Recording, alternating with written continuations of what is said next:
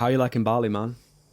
Bali is crazy. I mean, I can't believe I'm here, man. Like I posted on my story yesterday. It's like a year ago, I was the guy on my phone, late nights, on Reddit, on TikTok, on Instagram, watching your stuff. I was just like, you were actually one of the guys I liked, you know? I Mm, like the problem is there's not like the information only takes you so far. I needed implementation and I just didn't have that because I never decided to make the choice to go all in, mm. you know? But it's crazy, bro. A year ago today is almost my 1 year anniversary of my last panic attack. Wow. And that changed everything for me, man. But I'm glad Wow. I'm here, bro. Super It's glad. great to have you, man. Just the mic, man. You might need Oh, to should put I it a get bit. closer? Yeah, Oh, just like sorry. put it here, man. You can move the stick. Oh, okay. Obviously, we met up yesterday. Went for a nice steak, man. So nice. It was nice, wasn't it? And just hearing your story is just incredible. Your rise to being a coach, making a massive impact. It's honestly inspiring to see. And considering that you had, your last panic attack just around a year ago, I've never heard of that where someone's stepped into this role as a coach with the confidence you have and with the transformations that you're creating with your clients. It's really got massive respect for it, man. Thank you, bro. Thanks. So just want to say that. And let's go back to when anxiety started for you. Let's do that. Tell me the day the disorder started. The day. Yeah, man. I mean, it was January 12th, 2024. And I'll never forget that day because it was the first time I had a panic attack. And that's when, your life comes crashing down. Like, I smoked weed. I mean, I was smoking weed for a while, a couple of years. But this time specifically, just, to be honest, it was also a mix of I got into mushrooms. And I might have overdone it. And, it was just like a bad experience one time with it. And I smoked the day after and that just kind of brought back everything. It was like almost like a traumatic defense mechanism where I just went into like a really deep freeze, like shock. Like I could not move. My heart was racing out of my chest. The intrusive thoughts came in like I've never felt in my whole life. It was insane. And I almost had like a psychotic event that night. And it was like nothing made sense. I didn't feel real. Everything was like a movie. My best friend who was trying to take care of me, I thought he was like the devil. And it really felt like I just broke something inside of my brain. I just felt like I was broken. And after that, bro, like I hyperfixated on like, what the fuck was that? Like that was insane. And I started to feel like even the next day I woke up and I was feeling like it was almost like a movie. Like I was watching my life through like a lens, like behind my eyes. But I figured I was just high, right? From the day before and whatnot. But then it just kept going. And like I tried to put it away for so long and like hide it beneath. And just like I was in denial for so long. I was in denial that it was weed. I was in denial that it was anything I was doing. And it came to a point where it's just like, I was so focused, I was so obsessed with it because it was so freaky, it was so out of body, to the point where it's just like it stuck with me for months, And it ruined me, it ruined everything. What sort of symptoms were you getting?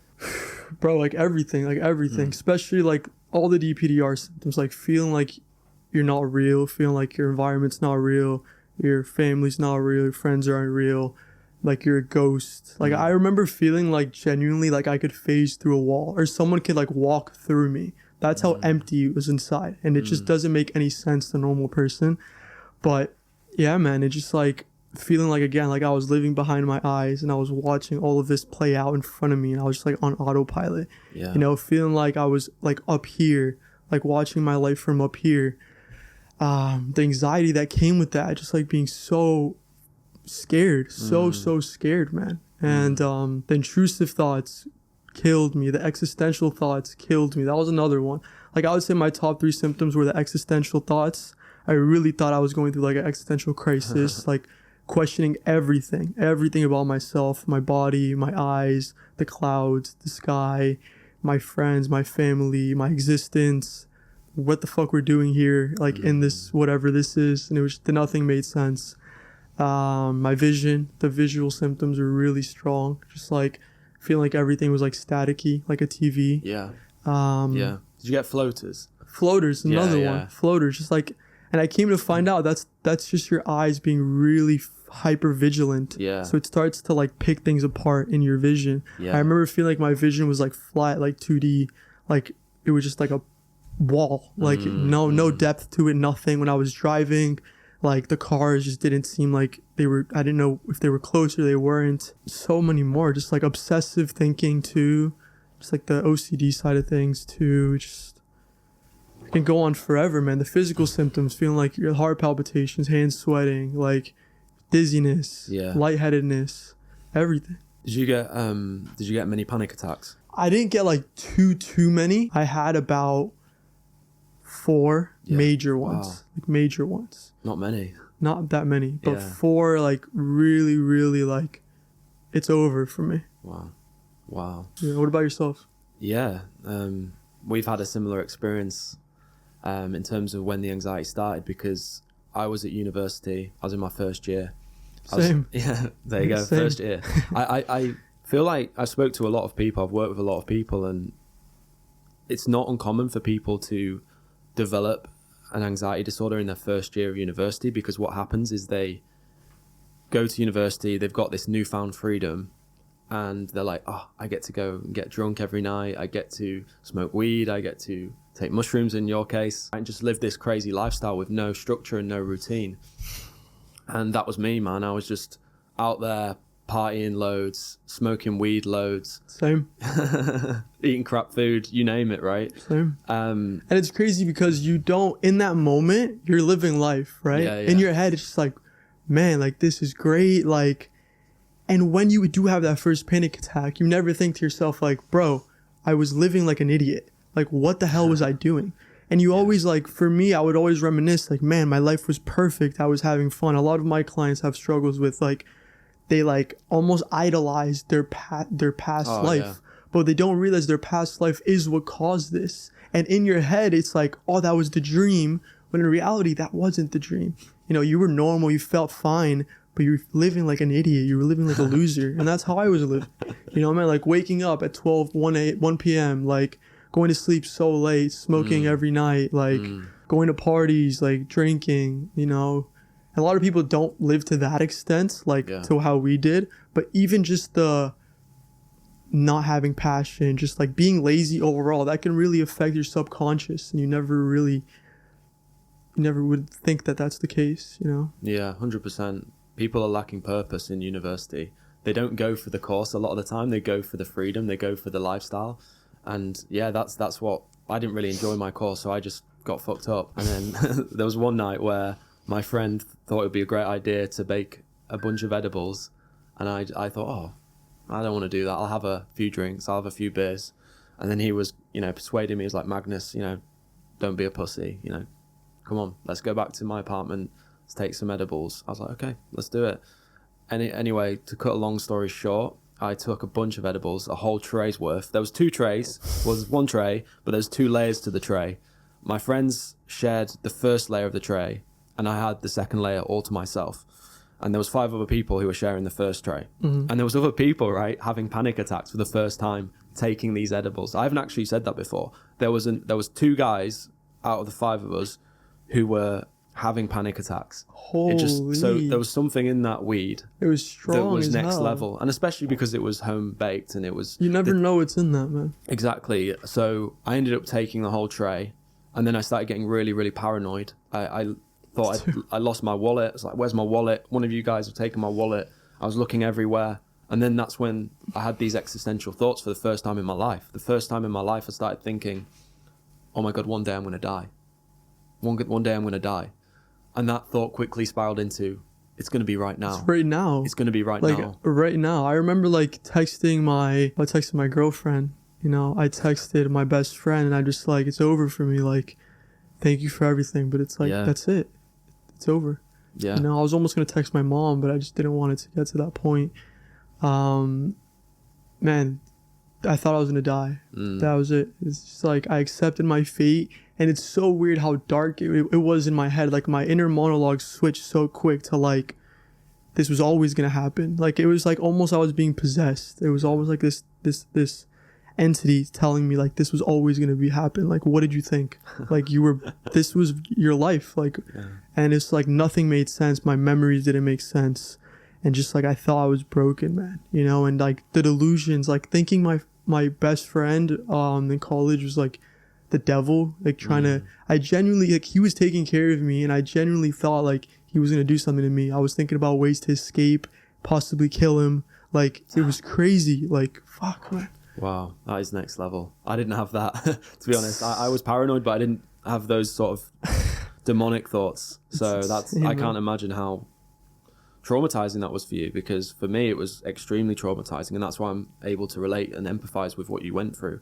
And that's the thing, most people who haven't had the same experience as me and you will never understand how scary and real that feels. Like, it really feels like your life is about to flash in front of your eyes. And for me, it was the scariest experience I've ever had in my entire life. I threw up loads as well, and I crawled part of the way home. And the weird thing was, I woke up in a bunch of my sick. I was like, I threw up everywhere. And I woke up and I was like, you're fine? I'm fine, you know, nothing happened. And I was Really? like, this is great. I'm just going to carry on with my life. And then a week later, I was revising in my room by myself, sober. That's when it hit me, the dread, the impending doom, the paranoia, the heart starts pumping.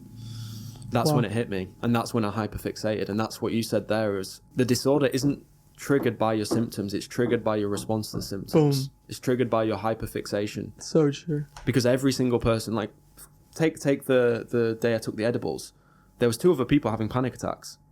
So there's 3 people having panic attacks. Only 1 person developed a disorder. Why? Well, I did take a bunch of them. That helps. But also, I fixated on it. And the same is true for you, right? 100%. And that's something I talk about so much. I talk about inside of my course. A lot of people don't understand that. It's not like that panic attack happened for me, right? The depersonalization, derealization happened, right? The next day I woke up, actually I wasn't fine. I did still feel high. I felt depersonalized. I didn't know what it was. But what I did that day changed everything. That day I remember I was like, why do I feel like my life is a movie? I go on Google, literally for hours, bro. Google, why don't I feel real? Why is my life like a movie? Go down Reddit rabbit holes for literally hours, bro. I'm hearing this shit called depersonalization, derealization. I'm like, what the hell is this? And like, did I just ruin my life? Yeah. And I'm on Reddit, like seeing people had it for 20 years, 10 years, 30 years. I'm just like, I almost had another panic attack right there. I'm just like, that emotional connection to that moment of thinking my life was done, it triggered obsession in my head. Obsession. It's like in the background, it cannot be shaken. Just like, you have this thing called DPDR. You have this thing called DPDR. Now all of a sudden your mind is really hyperfixated on this, and it's starting to project this reality onto you, where even if you're feeling fine, like even right now, even if we're feeling fine, because it was so real, because it was so fearful, because I still had anxiety, the whole cycle was just recycling itself, you know? And everyone who, like, all of my clients tell me the same thing. It all happened. Like, I wish I knew that to not research it, but how could you not research it if you are literally feeling like nothing feels real and you're gonna die, you know? A bit of a psycho if you didn't, right? Agreed. If there's something bizarre happening with your body you've never experienced before, of course you're going to research it. But there's not enough awareness and education on anxiety as an emotion, but also anxiety as a disorder. You don't learn this shit in school. You don't learn about your emotions in school. You don't learn anything psychology based. No. And Google's probably the worst. Like, Google single-handedly has, I think, affected millions of lives of people with anxiety and DPDR. Because when you search up, why don't I feel real? You can either get depersonalization as one of the searches, as one of the top results, or psychosis and schizophrenia. And when you see that shit, when you're in a state like that, that will ruin you. You'll go down another rabbit hole where now you think you're actually losing your mind. Now you think you'll never be back to normal. Now you think you might be schizophrenic. Now you think you might have psychosis. And that will trigger a whole nother fear in you that will stick so deep and it will not let you return back to normal life. No? 100%. It's insane. 100%, man. So I want to ask you, for the audience, what is DPDR? Because we went for a meal yesterday I was sharing, Andreas is an anxiety coach, specifically a DPDR coach. All of them said, what's DPDR? So most people don't know what DPDR is. What is DPDR? So DPDR stands for depersonalization, derealization disorder. And it's a disorder where you consistently feel like you aren't real, like things around you aren't real, and like you're almost out of body, living a human experience through someone else's eyes. The key distinction, because a lot of people experience depersonalization, derealization, like episodes of it briefly. The key distinction is the hyperfixation of it, is you can't let go of the thought, you can't let go of the feeling. And every time you think the thought, it brings back the feeling, because it brings back the anxiety, which triggers the whole cycle over and over again. A lot of my clients actually don't struggle with anxiety that bad. It's the DPDR, because in their mind, it's so strong. It has them on a hold like this. They can't let go of it. And that's what happened with me. You know, and it's all triggered from either a panic attack, anxiety, overwhelming stress, or it doesn't even have to have a reason sometimes. It just sticks with you. You feel it once and then it stays there. So, yeah. Awesome, man.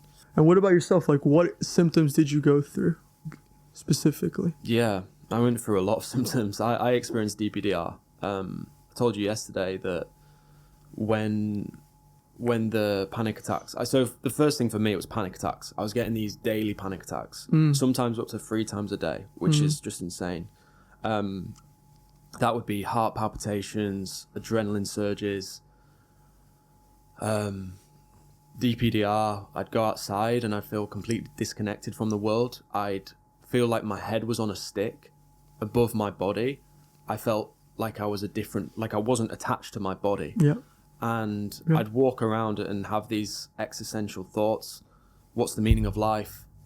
What's the point in living if you're going to die one day? All this stuff. What's to say I'm not going to die right now? So for me, first of all, it was health anxiety. That was the first anxiety that developed, because I had this crazy, like, what I thought was a heart attack. And I didn't mention earlier, when I had that, when I was revising a week after the edibles, I had this crazy panic attack where the walls started closing in. And I started to like hear voices, I hear things. I started to freak out, my heart started to pump. So I ended up in the hospital, in the emergency room. And they put me in the waiting room. And I was shaking like this. It was a Friday night, shaking like this in the waiting room for a good 30 minutes. I was having this huge panic attack, like one of the biggest I've ever had. There was like a drug addict behind me saying, "Hold tight, brother, it'll pass." He thought I was on some mad drug. I was just having a panic attack, man. That was the funny thing. It was like, "Hold tight, brother." I'm like, "You don't fucking know." And man, no. So I literally barged because it's a Friday night in Newcastle, which is a very rowdy town. It's there's a lot of drinking. There's a lot of people getting in fights and stuff. So there's a lot of people beating up. I was just having a panic attack. So I goes to the security and I said, "I'm having a heart attack. You're gonna have to let me in, otherwise I'm gonna die in this waiting room." He said, you're on drugs. I said, "I'm not. Let me through now, because I'm gonna die." I was like, I'll push and I was in that survival mode, so I was willing to push my way through the doors. So I basically pushed my way through. He was like, "Fuck it, okay, you go in. You need it. I can tell you need help." I sat on the bed. These nurses like said, "Take deep breaths," because I was hyperventilating. And then my heart rate was at like 200 beats per minute, which is crazy. And I was like, my vision was blacking out. But after that, I've been there, bro. Yeah, it's awful, isn't it? After that, unexplainably awful. No, it's like you're confronting death.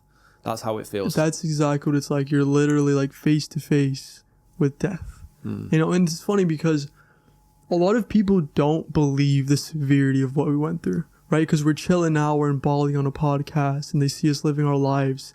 And this was me. I was the same way, where like I saw your content, I saw other people's content, I saw like recovery stories, and my mind would refuse to believe that they were going through what I went through. And that's something that a lot of people with anxiety and DPDR struggle with, is actually believing that this thing exists, and people go through this daily, commonly, and there's millions of them, you know? And I know because I've been there and I just didn't believe anything, you know? But like the severity of what we went through is not to be overlooked. We can talk about it casually, but that shit almost ruined our whole lives, you know? Almost ruined everything, you know? Severity was 12 out of 10 for the both of us. And there's no other way to put it. And I don't like being doubted of what I went through, you know? Because a lot of people... Are you doubted? Of course. Yeah. What do people say? Like I don't think I have been like doubted like directly too much, but I can feel it. I can feel it, and I know what it's like to be them, so I know what the doubt feels like. But man, it's like there's no words for it. There's no words for it, and it's like what we went through was the worst of the worst, you know? Yeah. I get comments on my TikTok saying you've never been through it. That's the thing, because me too. Because I'm operating out of a victim, outside of a victim paradigm, not in one, outside of one. Because I say things that are triggering for people who don't want to let go of anxiety, who are operating out of a victim mindset. They don't believe I've been through it, but I know in order to overcome anxiety, you have to change the way you think. You've got to change your identity. So you no longer are the person that you used to be. Boom. And people don't believe I've been through it because I'm not the same person. And me and you, we both have the receipts. So for sure. Yeah, I think it's just, people are always going to make comments, but yeah, it's severe. And after that hospital trip, I developed health anxiety, social anxiety, OCD, agoraphobia, housebound agoraphobia. I struggled to leave my apartment. DPDR like you've never known, existential thoughts. So I had like the whole shabam, and I had daily panic attacks. Everything. It was just, my nervous system was fried, man. Fried. I feel that. It's a lot, man. Yeah. Thankfully I didn't go through the agoraphobia aspect of it. I definitely had health anxiety for sure. But, you know, a lot of people tell me like, yeah, online, I'm very open. Like I struggled for 6 months. Yeah. A lot of people say 6 months, try 12 years, right? And it's like always a competition with them for some reason. It's always like, oh, you only had the 3 years? I had it for 47.9 years. Like, what they don't understand, maybe... They beat you, bro. They beat you because they had it for 40 years, man. Yeah, I don't know if that's a flex or what, but what they don't understand is that I couldn't afford to live a second with it longer. I literally could not. You know, the suicidal aspect of it is so real. I could not live with it a day longer without doing something about it. So there was no option for me. Like, it couldn't have been 7 months. I couldn't have not been struggled for 3 years. I could not do that because I was about to take my life, you know? So it's not a competition of how long you've had it for. That's for sure. A lot of people like to compete. You know, I've had it for this, you know, is it really the same? You know, Magnus had it for 3 years? 3 years, 3 to 4 you know, years, yeah. I've had it for 10. Can you really help me? You don't need to relate to every single minute aspect of everyone's story to feel reassured about what you're going through. And that's something, again, I struggled with because I didn't believe any stories online. I didn't believe anyone can help me because I had this specific eensy-beensy, like such a specific story, right? And I thought that I needed the exact perfect solution. If not, it just, no one understands me. Yeah. And I didn't understand that, you know? I was so hyper fixated on being heard and understood, and but yeah. What I love about your approach, and we'll get into your approach on this podcast, is you don't follow traditional anxiety recovery advice. You take different, let's say, different idols, different people who you looked up to, you know, figureheads like David Goggins. I know you recommend his book to your clients. Absolutely saved me. Absolutely. Yeah. But what I love about your approach is it's outside the box. You're just sharing what's worked for you. You got the results. You did it in, was it, how long, 5 weeks? 5 weeks I recovered. So you recovered in 5 weeks, which is very possible when you've only been in the cycle for 6 months. Very possible. Agreed. I'm interested to know, man, what gave you the confidence, or what allowed you or enabled you to recover in 5 weeks when you didn't? Yes, you saw my content. Yes, you saw other people's content online, and you were driven. But what was it that enabled you to go, fuck it, I'm not living my life like this? Bro, I know like other people seeing, like they don't believe that I actually recovered that quick, or it's hard to believe. I would have not believed it, because when I was in their shoes, you know, June 9th, 2024, almost a year ago today, I thought it was over. But you know what? What really changed it for me, what really enabled me to do that, was I had 4 options, Magnus. 4. Okay, number 1, I was going to take my life. Okay, so I was battling life or death now, immediately, right? Number 2, I was going to go to a psych ward because I thought I had schizophrenia. Number 3, I was going to live the rest of my life as a mediocre loser. We'll put it that way. Someone who quit on themselves, someone who could not man up and go through what they had to go through, you know, and everything was on the line. I had my future family on the line, my future kids. Something that really gave me so much motivation is I was imagining my future and what I wanted for myself. And I was imagining my younger self, someone who had everything and wanted to give everything to the world and had so much potential. And I could not say no to that little kid who just wanted to live, you know? And man, it's just like that brought me to tears, bro. Like that day, I think what really did it for me is when I told my parents about what I was going through. I have great parents, but I almost got into a physical fight with my dad because he thought I was just lying about everything. He didn't know what this thing was. He thought I was lying. He thought I was just making excuses. And that hurt me so much because I told him I'm going through suicidal thoughts. I want to take my own life. And hearing him say like, I don't care, get back to work tomorrow, and being so misunderstood by everyone, I genuinely just wanted to kill myself. And that was it. And that night was the night that everything changed. Without that conversation with my parents and that the darkest, deepest pain, I would have not decided to go all in. And I just said, fuck it. If I'm going to die, I'm going to go die. I'm trying. I'm going to give it my 110%. Tomorrow, I'm going to wake up. I'm going to go to the gym. I'm going to get it done. You know, and from there, I built a game plan for myself every single day that I could not miss. I could not miss all the non-negotiables that I had planned for myself. And I started to have some purpose to live. I had something to look forward to, you know? To answer your question, it was just that fire inside of me where I could not stand living the rest of my life labeled as broken, as mentally ill. I just couldn't do it, bro. Couldn't do it. That's not who I was. And I think that's the big catalyst for change for the people who do recover. It irks their identity, it irks their soul, it bothers them on a deep level that this has become their reality. Yeah, what about yourself? Like, what was the turning point? The turning point, like, almost everyone I've talked to who had recovered, they went to the lowest point of their life before getting to the highest. Yeah, like, true. and that's something I didn't know either. Because at that low point, I wish I knew you have to hit rock bottom. Without rock bottom, you don't have the motivation to get back up. But a lot of people, they stay in the middle. They never really hit rock bottom, so it doesn't bother them enough to change. And mine was so dark and so deep that it bothered me so fucking much that I could not stand to be in the DPDR cycle for a second longer. And that's why I recovered so quick. The pain, it was so deep. I'll talk about my turning point in a minute.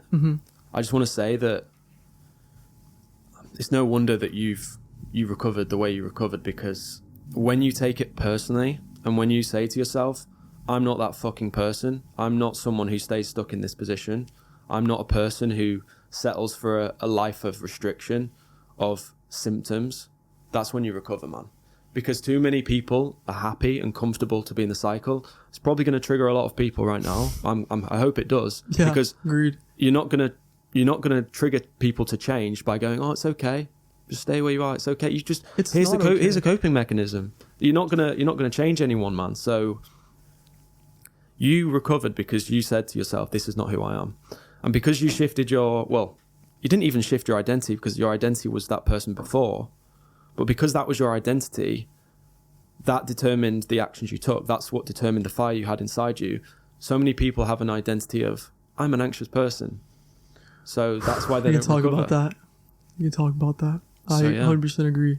100% agree. Too many people are too damn comfortable. They're too damn comfortable in the DPDR cycle. It's not they don't want to recover. They'll reach out to me or you. They'll comment. They'll try to do a little meditation here and there, right? They're actively doing something, but they don't want it bad enough to the point of change. They don't want it bad enough to where they don't understand what's at stake, Magnus. They don't understand that if they don't take action now, no one's going to do it for them. No one's going to come and beg them to do it for them. They're not, you know?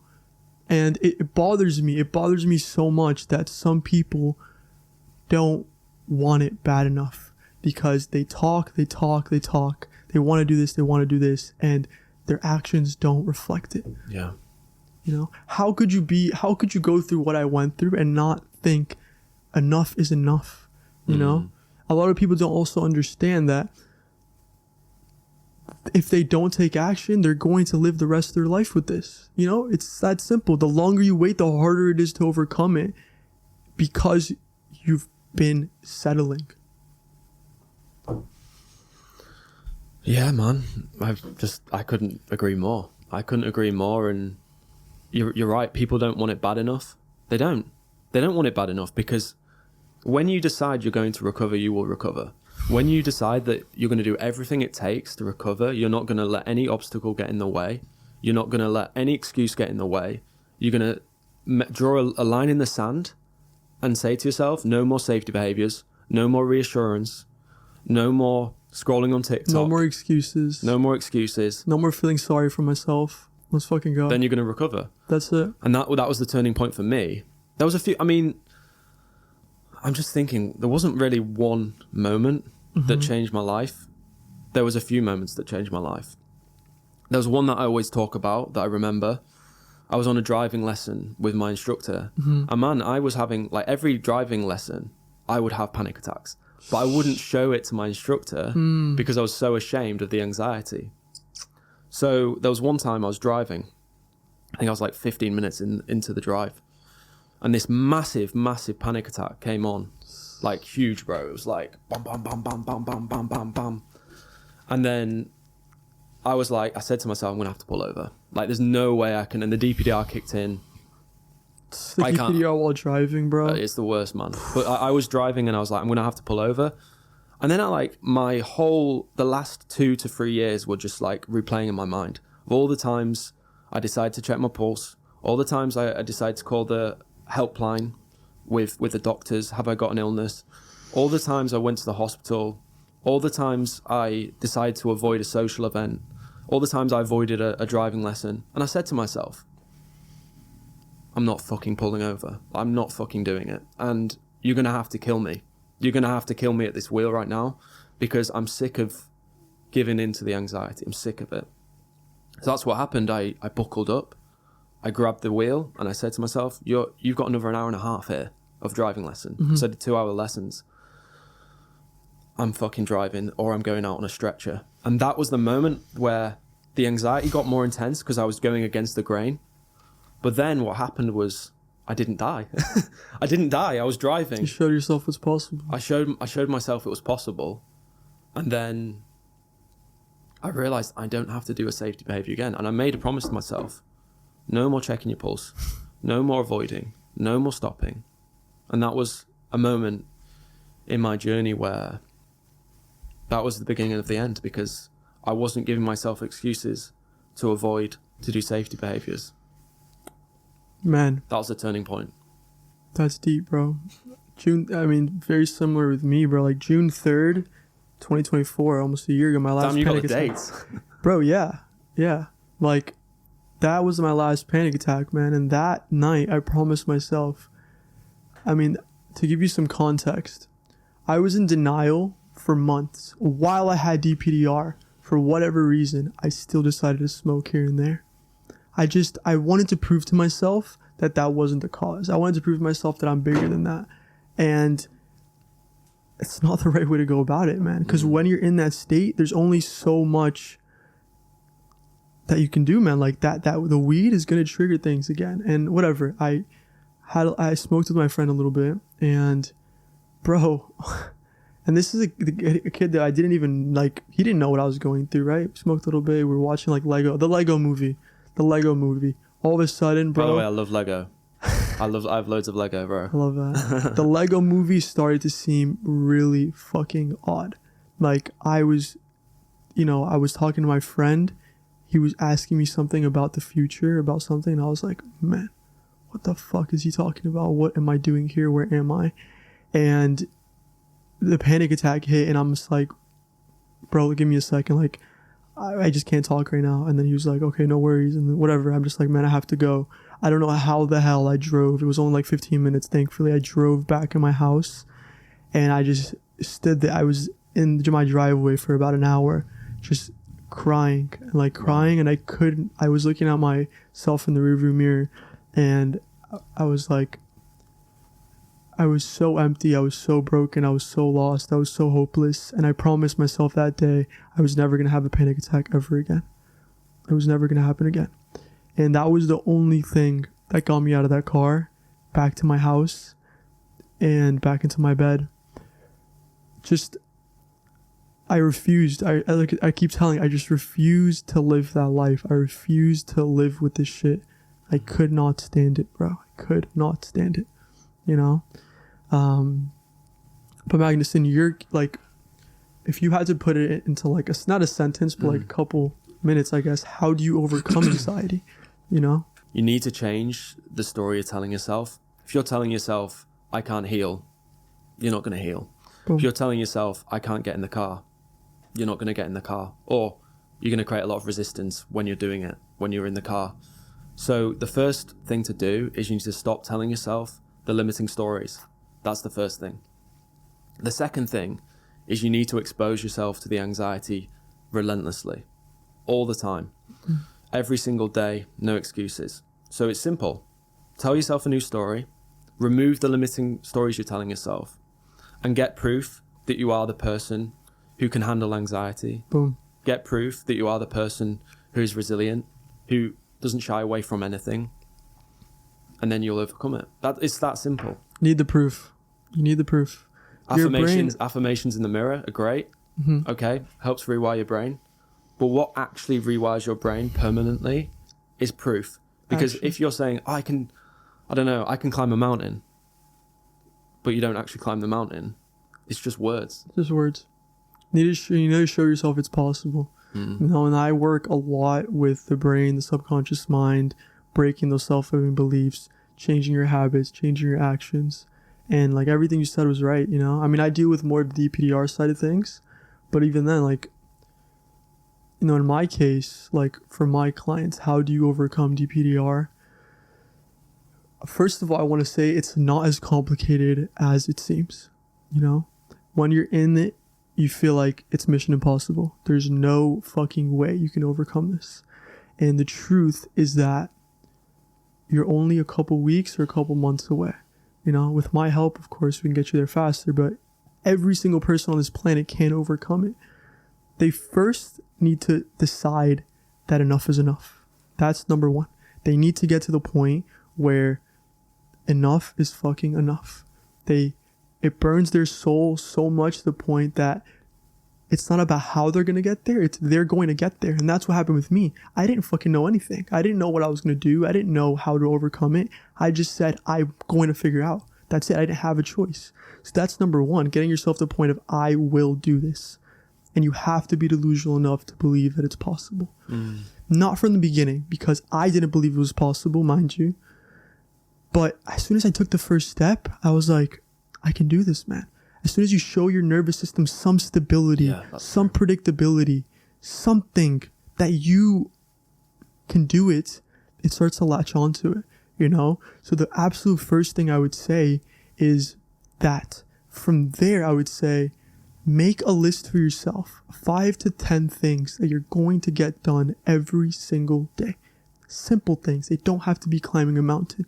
They can be going to bed on time, waking up on time, drinking this exact amount of water every single day, 2.5 liters, 3 liters. Okay?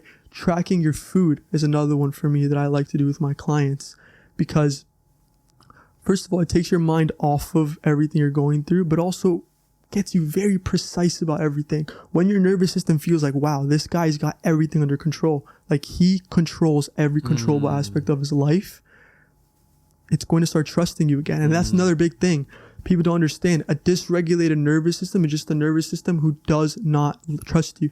Does not trust you. It does not trust you. It doesn't like you, and it hates who you are. Literally that. And when you show your nervous system, I am the guy, I am that girl, I am her, him, it's like, okay, let's start regulating itself again. But too many people fall for the tricks online where it's like a tapping yourself in the face and butterfly hugs and this and that, when they don't realize that the best way to regulate your nervous system is through your actions, showing yourself you're indestructible, you're unbreakable. You know, as I was saying, 5 to 10 simple things per day that you look forward to, that you have to get done. No matter if it's your birthday, your mom's birthday, no matter if the sky's falling, no matter if there's a zombie apocalypse, you're going to get it done. And that type of non-negotiable aspect of things creates such a deep trust with yourself and your nervous system. You force neuroplasticity to happen through repetition, through intensity, you know?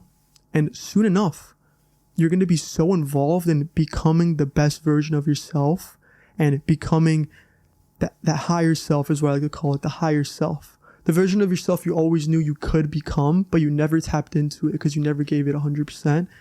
Once your nervous system recognizes that and you're so just involved with becoming that person, you look back and you're like, man, what happened to that DPDR thing? Like, oh yeah, I remember that. But you were so focused on becoming this indestructible person to where that didn't even matter anymore. You stopped caring about it. And that's another key point. You have to genuinely not give a fuck. That's one of my mandatory rules inside of my program. You have to genuinely not care whether it goes away, how long it's going to take, and just about it at all. Just do it for you. Do it for yourself and show yourself what's possible. I love what you said there about control every controllable. And absolutely. Just to elaborate on that, your nervous system needs a leader. You know, the butterfly hugs, havening, aren't like, they're helpful, right? They create a feeling of safety and relief in your body. They release chemicals in your body that make you feel good. Breath work is a good way of activating the vagus nerve. The vagus nerve is the nerve that relieves you of anxiety. Problem is people rely on that to alleviate the anxiety solely. If you are doing a butterfly hug, but the captain isn't at the front of the ship, guiding the ship, in other words, you're not showing to your nervous system you're safe through your actions, through your relaxation, through your confidence, then you're basically butterfly hugging and you've abandoned the ship. It's like the ship is literally floating away into the distance and you're there like just rubbing your arms, and it doesn't mean anything. It's about the energy behind regulation. It's all about your mindset, to be honest. Your mindset is the biggest thing. It's the biggest thing. It's the mindset followed by action every time. Mindset followed by action. Like, I'm not again. Like, I think nervous system regulation is great when you've got the mindset in place. So it's like, if you're feeling super anxious, you're let's say you're hyperventilating, or let's say like your breath's really shallow. Yeah, take a deep breath in, sigh on the exhale, relax the body. That's going to help create calm. But if you're just doing that and you're freaking out, oh, I'm having a panic attack, I'm not going to do anything. It's such a coping mechanism. It's a coping mechanism, yeah. And it's crazy because it's such a popular thing. I see it on our For You page all the time. Someone talking about their nervous system regulation technique, EFT tapping. You can't, the boat is sinking. You have a bucket and you're trying to take the water out of the boat, put it on the ocean. There's a hole on the bottom of the boat. And that is what nervous system regulation techniques are. Like, you have to fix the fucking hole, you know? If you don't fix the hole, maybe you can stay afloat. If you go fast enough, maybe you can stay afloat for a little bit, but you're in survival mode. You're sinking. Like, every day, you're almost like sinking. Where you don't realize that your life is a reflection of everything. if your life is fucked up, you cannot overcome DPDR and anxiety through nervous system regulation techniques. You can't. It's never going to happen. You can't. It's never, ever going to happen. And people say, here's another thing. People say, bro, I've tried, I go to the gym all the time. You know, I take care of my food. I take care of this. But do you do it to the point where every single day it has to get done? Like, you're so fucking specific about it.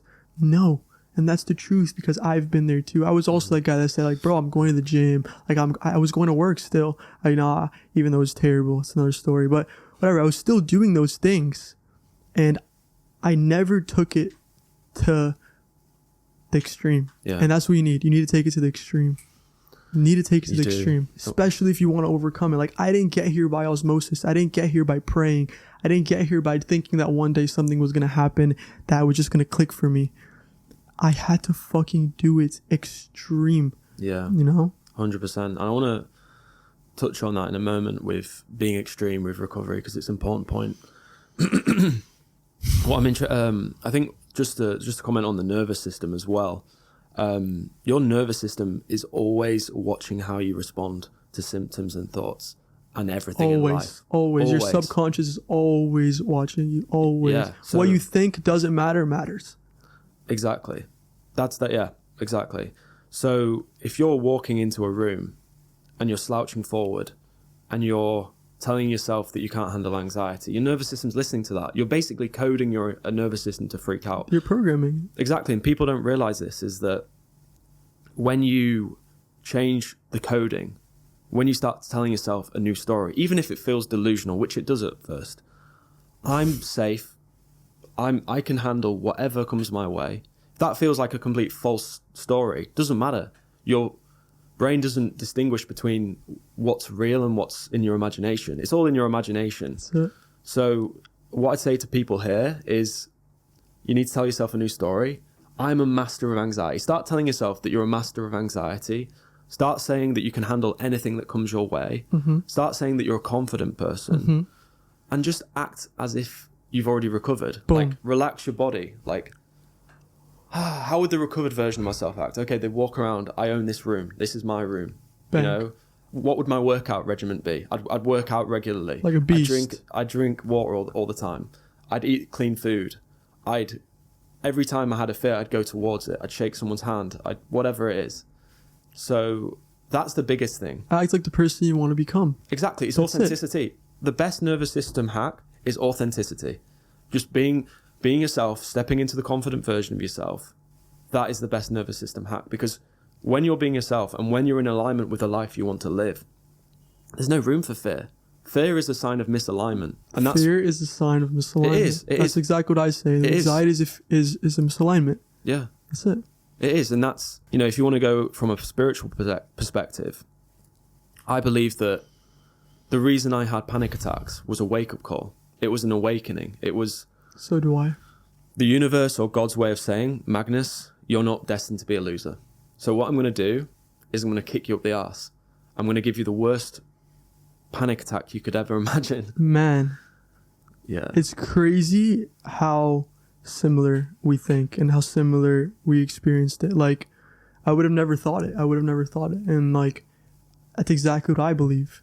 That the universe was trying to teach me something, you know? And I am blessed now to have gone through what I went through, because I'm living the best life possible, you know?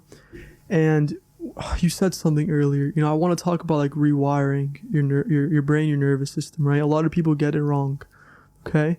Yeah. There's like a million ways to do it. There's like so many deeper aspects to it, but in reality, what I tell my clients is visualize for 5 minutes what the best version of yourself looks like. The best. Okay. How do they walk? How do they talk? How do they dress? What's their haircut? What are their habits? Most importantly, be 100% honest with yourself. What time are they waking up, and what is the exact schedule they follow to be the best version? Once you have that on lock, that's the roadmap. And that is it right there, because once you act like that person, you are actively rewiring your brain. You're not that person yet, right? but you embody that person. And when your nervous system and your brain, they learn through action at the end, they learn through behavior. When they see, wow, he's really doing this, you become that person. It's easy as that. You work backwards, you work backwards, right? So first you have to imagine, what does this person look like? What do they do? And the crazy thing is that deep down, everyone knows what that person does. They're just too scared to face it. So be very crystal clear on what that person is. What does the best version of yourself look like? Embody that person. That I have to put it in one sentence. If I had to leave this world with a concept, it's that. Embody the best version of yourself ruthlessly, and do not make excuses for yourself. I love that, man. And another point you said, the 100% recovered rule is what I teach my clients. It's such an important principle. You have to be delusional. So as you said, you are not going to feel 100% recovered yet. But right when you start your recovery journey, always change the paradigm, change the story you're telling yourself. Say, I am 100% recovered. Anything I feel is a lingering symptom, and it's not worth my attention. Wow. That is something that I have my clients affirm every single day. Guys, you should take notes on this, I because mean, that's important. that's like $1 million concept right there. From the very beginning, every single one of my clients has it in their head, I am 100% recovered. Anything that I'm going to go through, that's fine. That's just lingering stuff. But my identity, my core, is a 100% recovered person. And that shifts everything. And that's something that I think has single-handedly transcend the lives of my clients, because they start to believe it. You're not going to believe it right away. That's for sure.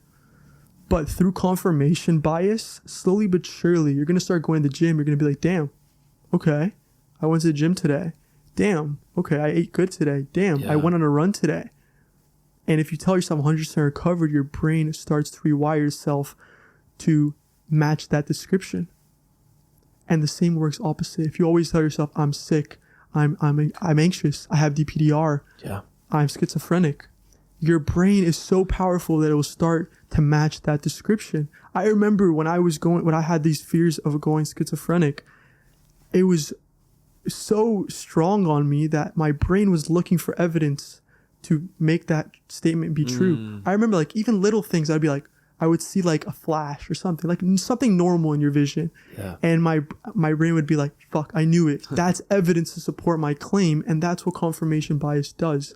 The brain is absolutely awesome. I can talk about it for years. Yeah. And I do to my clients, but on the surface level, that's such an important concept. Man, that's the most important concept in recovery. That's the most important concept. And it's interesting you said that, because I did that when I was recovering without even knowing I did that. And Me too. Yeah, and that's how I developed my philosophy. That's the thing. I never read this stuff. I just somehow, my intuition somehow knew it. It's like with the confirmation bias stuff. I think I was blessed that my identity, because I experienced anxiety for the first time when I was 19. Before that, I saw myself as a pretty confident guy, like someone who's outgoing. So when I had the panic attack and the disorder, it was such a conflict with who I thought I was, which was a blessing, because I was so ashamed of experiencing anxiety because it was so far away from who I thought I was, that I just started telling myself, I'm not an anxious person. That's not who I am. I don't have a disorder. I don't have an anxiety problem. And my nervous system was fried, man. I was having panic attacks. And I told myself, I'm anxiety free. I don't struggle with anxiety. I tell other people. And people would know, they could tell I was anxious. But I'm not struggling with anxiety. And what that did is it detached me from the habit of anxiety. Because that's what all anxiety is. It's a habit of the mind. Anxiety itself is an emotion that every single person experiences, right? Everyone feels anxious at times, whether it's finances that trigger that, whether that's just public speaking. It could be anything, right? It's a normal, healthy emotion. It's good.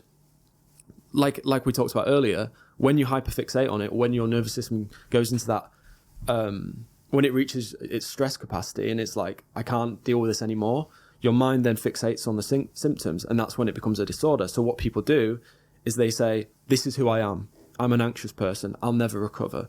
But the good thing about confirmation bias, which you talked about, is when you start changing your identity of going, I'm not someone who struggles with anxiety. I'm a confident person. Anxiety is just, it's an emotion that pops up. You're going to program your brain to basically experience symptoms and not give it any attention, because where you give your attention grows, like what you focus on grows. Mm-hmm. So if you're focusing on symptoms all the time, you're going to experience more symptoms. If you don't identify with the symptoms, if you don't identify with anxiety and you're putting it towards becoming the higher version of yourself, like you said, that's where your focus is going to go. So it's going to grow it. So that's the problem, which you said with the symptoms. People create symptoms because they're like, oh, I saw a flash in my eyes. That must mean I have like schizophrenia, right? When in reality, they've maybe the sun shined in their eyes, right? And then they've gone, fuck, what's this? This is abnormal. And then because their body reacts fearfully, then they validate that there's something, they've got schizophrenia or something wrong with them because the emotion in their body tells them that they're not safe. Exactly. It's an illusion. So what people need to say right now, it's an illusion. What you need to say right now is I'm 100% anxiety disorder free. Walk around like it. Or if that feels too far, say, I will be anxiety disorder free by the end of the year. It's happening. It's inevitable. It's inevitable. Here's another key point. Once you understand the brain, you understand everything. Once you understand the brain, that's when you understand not anxiety recovery is possible, not DPDR recovery is possible, but it's inevitable.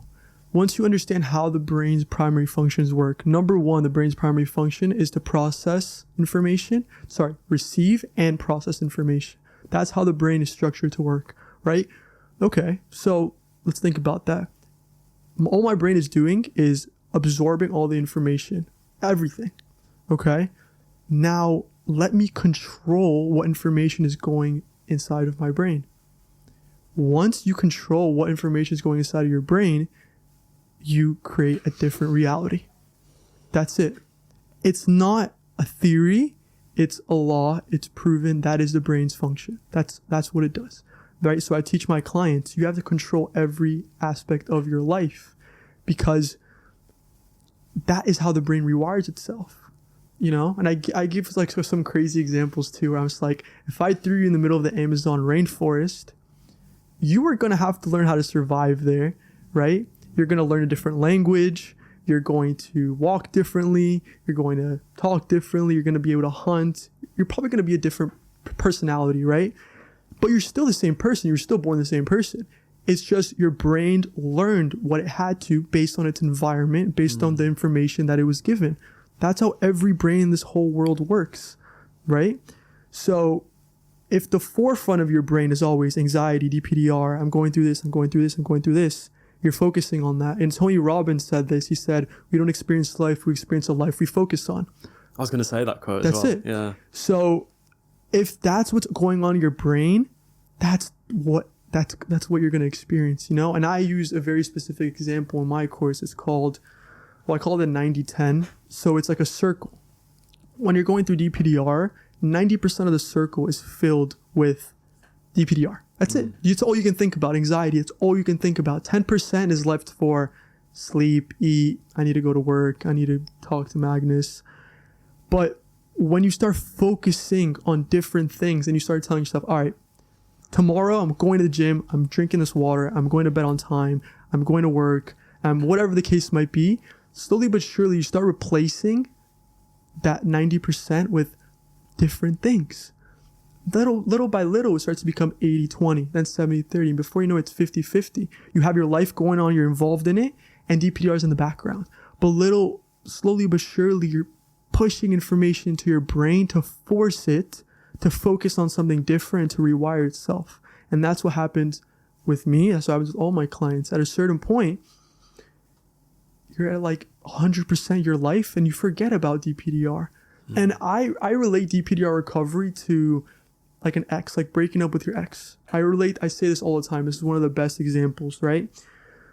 If you were to break up with the girl or the guy of your dreams, you're going to feel broken. You're going to feel awful. That's all you're going to think about for probably the next couple days, right? What you do in the next couple days kind of decides your fate. If you're hyper fixating on it, if you're looking back at all the messages, if you're going back through all the photos, if you can't stop stalking their Instagram, that breakup is going to be way harder to overcome because it's got you on a hold. It's got you on a leash, right? And what happens? How do you, everyone can relate to this. How do you get over your ex? What do they say? Live your life. Go do this. Go out. Go do this, right? Your brain doesn't know what that means. It doesn't know like, oh yeah, I have to go to the gym. No, all it's doing is it's replacing that information that it had in the past with new information. Mm-hmm. Time, everyone says time heals things. Your brain doesn't understand time. Your brain understands information. Information given over a period of time is what rewires your brain, is what gets you over your ex eventually. I like that. And that's what gets you over DPDR eventually too. I like that a lot, man. I like that a lot.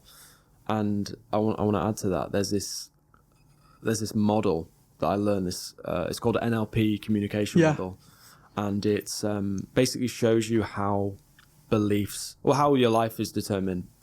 So what happens is every second we have 2 million sensory information coming through our 6 senses, right? So this conversation, your words, the background, the mic, everything, like there's 2 million pieces of information coming through my 6 senses.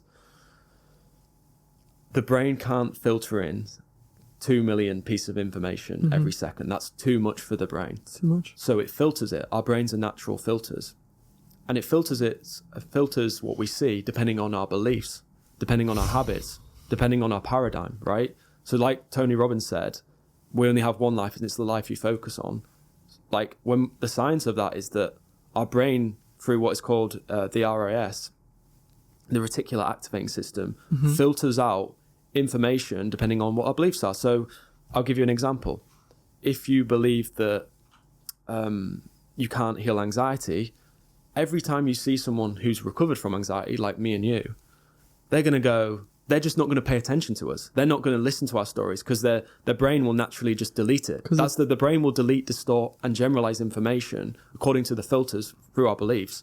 So when they see Andreas anxiety-free in Bali, they're going to either be in denial about it, like, oh, I bet he has anxiety, or he's lying that he had anxiety. It probably wasn't that bad. Or yeah, exactly. Or he didn't even have anxiety, like me.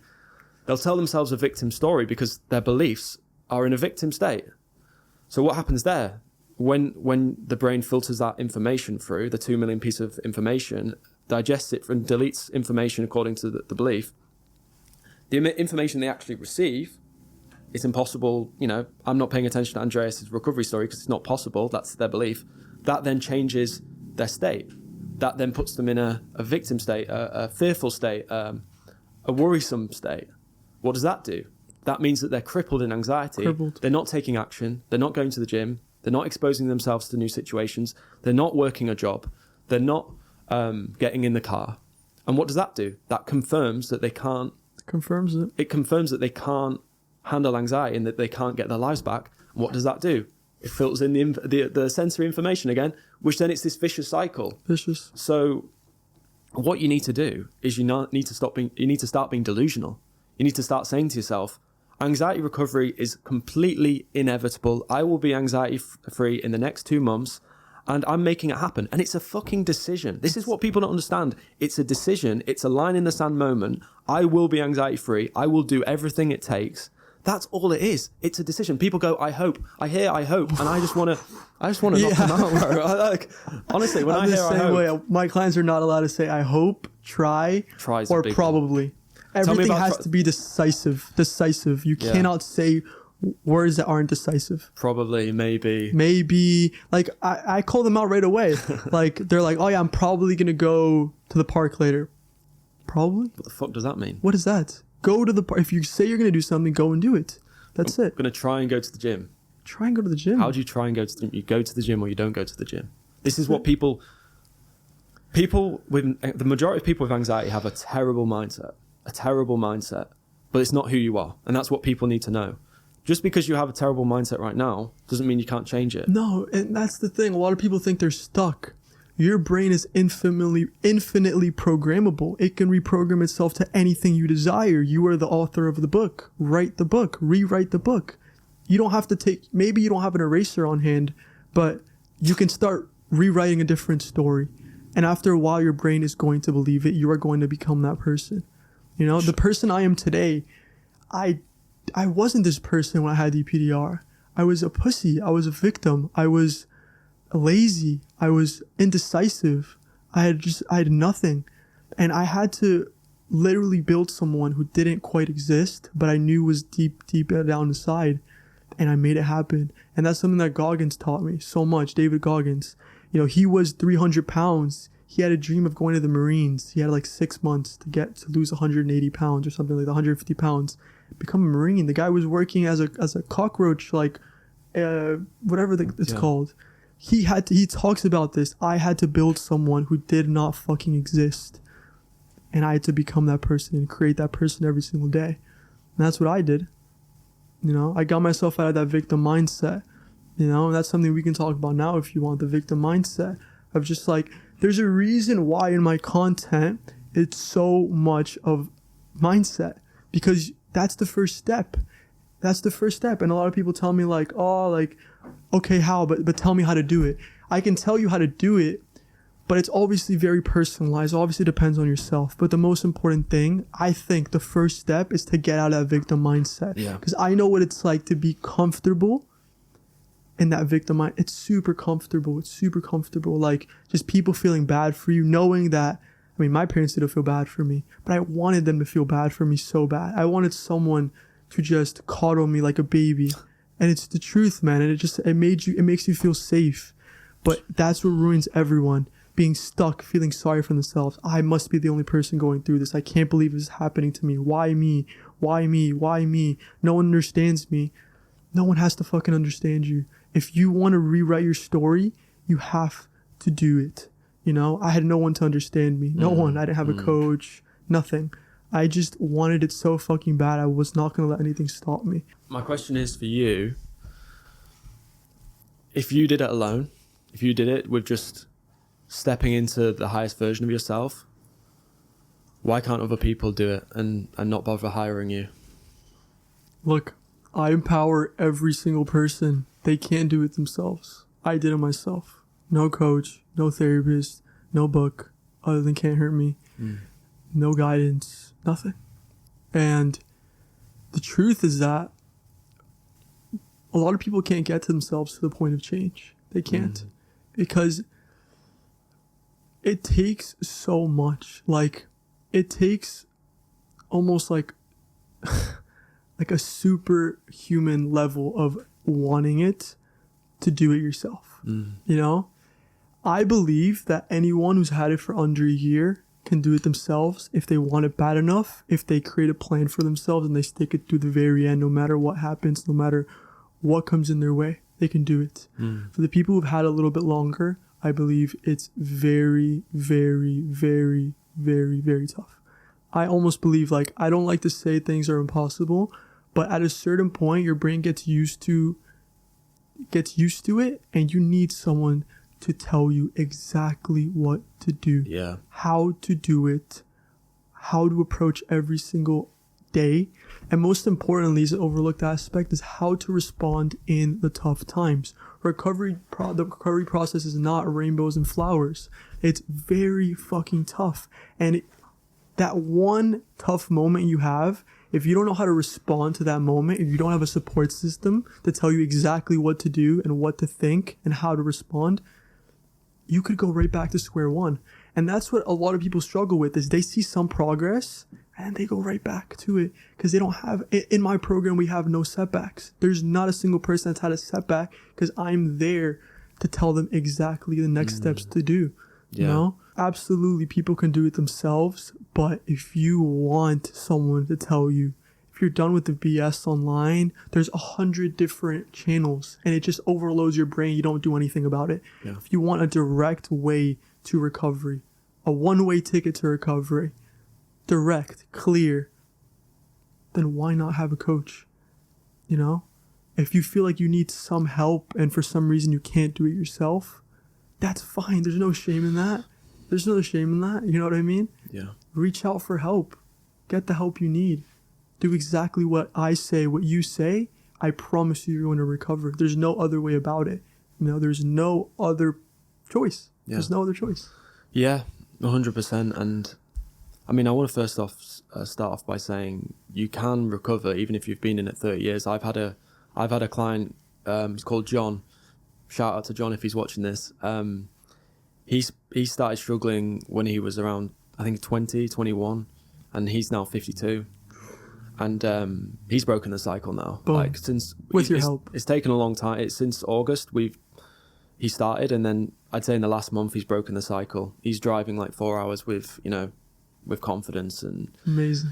But that took a lot of work, and he's a special individual, and it really does require a lot of work. It just does, and commitment. But there's definitely no shame in hiring a coach, and I think if someone reaches out to you or reaches out to me to contact us about working with us privately, one, you're paying for speed.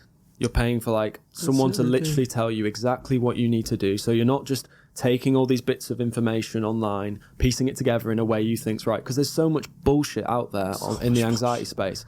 But also, you're not just paying for speed. You're paying for a guarantee. That's it. That's it right there. Because the truth is, the majority of people, if they just figure it out alone, won't recover. I want to ask you, why do you think you were able to do it without a coach and a therapist? What is it about you, man? Because I'm telling you, that is rare for someone to truly be in the place you are, to recover in 5 weeks without any help. What is it about you that gave you? I mean, I asked you earlier, but I'm genuinely intrigued about this because, like I said, majority of people won't do it by themselves, and even when they hire a therapist or a coach, they won't do it. Man, it all stems from how bad I wanted it. And it was like, it was bigger than me. It wasn't just I wanted to recover. It wasn't even about me. At a certain point, I didn't care about myself. I didn't care about my life. I didn't care about dying. I didn't care about living. I just refused to exit this life, to exit this world without giving something my 110%. You know, I'm a lifelong athlete, so I know... That must have helped. That must have helped. It did. It definitely helped. Being a lifelong athlete definitely helped. And there was no other way, man. I knew I had so much potential in me ever since I was a little kid, and I needed to make it happen. That's what I think it is. In my personal opinion, you were a D1 tennis player. You knew from a young age that you had massive potential, and it comes back to that piece about identity. And you were this athlete, D1 athlete. You believed in your potential. You had this feeling like you were made for more from an early age. That's it right there. And that's why you had the drive, because there was a misalignment. I think that's it. I think that's huge. what it is. That's huge. There's a misalignment. It just like, it burned so deep in my soul, bro. Like I can't put it into words what I felt that day and the amount of, I just decided to take my life back. And that fucking empowerment changed everything. I could not have done what I did without that one day where I decided I will take my life back. It's in my hands. I have ultimate responsibility. I take accountability of everything that happened. I take accountability of everything that was going to happen from now on. And I just fucking did it. I want to ask you about, why is it that people go on this carousel of traditional therapy or hypnotherapy, and they work with these therapists for 3 to 4 years on a subscription basis pretty much, and they're still coping and they haven't recovered? Why is it that someone like you has been in this space a year and is helping people make full recoveries within a month to 2 months? Make that make sense? That's it right there. I mean, look, I've done unprecedented things in the DPDR community. There's not a single other person in this whole world, I don't care if they've been doing this for 40 years, that have the amount of recoveries I have, and also the speed. There have been clients of mine that have recovered in 2 weeks, 3 weeks, 4 weeks. And actually, I had one client recover in 9 days, which is crazy to say. Wow. Mind you, he only had it. That's impressive. He only had it for a couple weeks prior, but that plays a big role in it, but doesn't take away from the accomplishment that he did it. And you know, I still talk to him this day. He's an awesome guy. But therapists, hypnotherapists, doctors, it all comes down to one thing, that they have not gone through it themselves. They can tell you everything in this world. They could probably even tell you the right steps, but first of all, they don't. Even if they did, you don't have the trust in them to believe that they're going through what you're going through, right? Once you work with someone that you know, Magnus, Andreas, we've been through it. We know exactly what steps to take. That's when everything changes, you know? Because with therapists, all they do in reality, all they're there for, truthfully, is to try to help you, you know? But they haven't really been through that specific case scenario. So they've studied books. Yeah, they're certified, they're licensed, they have a doctorate degree and God knows what. But it can only take you so far, because the information out there of how to overcome anxiety is fucked. There's no good real information, and therapists learn off that. I don't blame the therapists. It's just their education level. It's just that their lack of experience. You know, I don't blame them at all for doing what they do. They try. You know, I'm sure they're not malicious. It's not they're malicious about it anyway. They have good intentions, but they simply lack the experience. They lack the skills to do it. You know, that's it. They lack the skills. They're not qualified enough to do it. Not they're not licensed enough. Not they're not educated enough. They are unqualified to teach or help someone go through something so severe. They just don't know it. The experience qualifies you, and the results you've got for yourself qualifies you, as well as the results you've got for your clients, which we both have in abundance. Of course. What are some of the common myths in the anxiety space? What are some of the bullshit that you see online that we need to call out? There's too much bullshit. There's just too much. First of all, I think we start by that, saying that therapy is the way. I don't have anything against therapists, but how do you compare a therapist with, for example, us, someone who's been there, done that, has replicated countless of results? I find it at this point insulting, honestly, when someone says that they're going to try it with a therapist. I find it insulting. I do as well. I feel like I'm being compared to, it's like comparing, I don't even know how to put this, just comparing like a lion to a cat, a house cat. I am the fucking lion, to be honest, and the therapist is the house cat, and they're gonna learn that the hard way. You know, I have one client in particular, Daniela, she's probably watching this. We almost started working together, and then she's like, I'm gonna try a therapy way. I didn't push her. You know, I said, look, you are gonna learn. I'm not, look, I wish the best for you, but I know you're gonna come back. And what did she do? She came back. Yeah. And we just overcame DPDR together in like 37, 39 days. Well done, man. And she had to learn that. And some people have to go through that. Some of them, their parents forced them to go the traditional way. Isn't it? It's just societal programming. Societal programming. That's what it is. The traditional way to do things. They think that's the way. No therapist out there has the results we have. No, not even fucking close. Not even close. It's funny you said Danielle. I had a client join the program yesterday who's called Danielle, so that's a bit weird. Really? No, it's Daniela. Oh, yeah, no, Daniela. Oh, really? I think it is. Oh. Yeah, I think it's that saying, that spelling. Yeah, I totally agree. But, you know, if you to look at it, you said about they've not walked a day in the client's shoes. Most therapists, the vast majority, have never experienced what it's like to have an anxiety disorder. Maybe they've had some sort of experience with depression, or maybe they felt lost at one point in their lives. And or maybe they specialize in anxiety. Yeah. Or even that. But yeah, so let's take that. Even if they specialize in anxiety, what happens? And I've been to therapy. I know how it works. And I'm not saying it's completely unhelpful. It did help me to vent at one point in my life. It didn't help me recover. It helped me feel better. Which is a key distinction. But why is it a problem? You go to therapy once a week, right? You go... The clock's on 60 minutes, right? I know this. They kick you out on the dot. Trust me. They kick you out on the dot, my man. And they don't want to know you for the next week. They have strict boundaries with their clients, which maybe they didn't do for regulations. Right. But the difference between a therapist with the work we do is we speak to our clients every single day.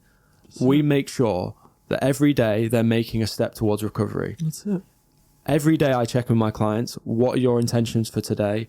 What are you doing to push the boundaries? I call them out in the group chat. Yesterday, there was a girl who didn't send me a picture of her car exposure. I called her out in the group chat. I said, not good enough. No. And I called her out, and I got on the phone with another client who lives in America. And I said to him, you're slacking. I'm not having it. I don't want to work with you if you carry on like this. That's and I mean that. I say it because it's wasting their time and money. It's wasting my time and money. And we don't have a magic wand where we can go. It's like, that's the thing I don't like about hypnotherapy, is that people think, oh, I'll go to hypnotherapy and they'll just brainwash me to change. But there's no action taking. It's like brainwash me to get on a plane. It's like, that might help familiarize yourself with the images of a plane, but there's no substitute for rewiring your brain every day, because it's a daily process, and then just getting on the fucking plane. That's it. So I do take it personally as well. And it might sound a bit arrogant. When someone says, I'm going to go to a therapist, I just go, okay, you're going to have to suffer the hard way. That's it, bro. And I'll see you in a few months. And if I don't, then God help you. And I know that sounds, to some people that might sound arrogant, but I just know it to be true, because I've seen so many people. Pretty much every single client of mine has been through numerous therapists. Agreed. Yes. And every single one of them said it was the best investment of my life to work with Magnus. Same. And I imagine yours is the same, right? It's the same, man.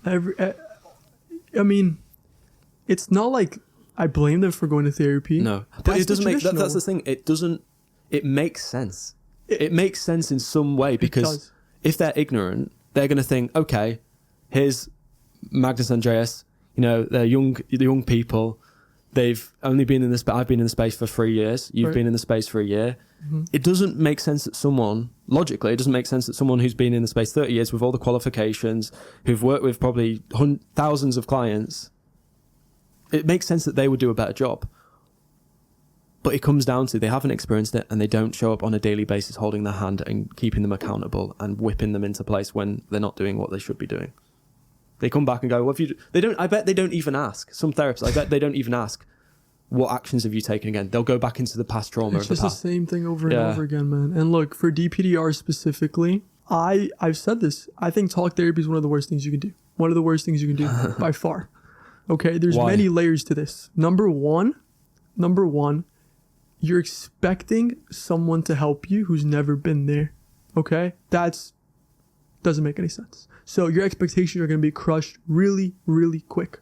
You're going to just be like, man, what is this guy talking about? Like, I want solutions, and that's going to crush you. You're, number one, that's it, right? You're going to feel like, wow, if this therapist can't help me and I feel like shit still, I'm over. It's done for me. True. You know what I mean? It's done for me. Very true. If you go to doctors and you're like, hey, I don't feel real. And like, first of all, clients have told me I don't even trust the doctors enough to tell them that. Like, I don't feel like they're going to understand anyways. You tell them that, they're going to look at you like you're crazy. I've had a client tell me the doctor literally went on his computer in front of him and searched up DPDR.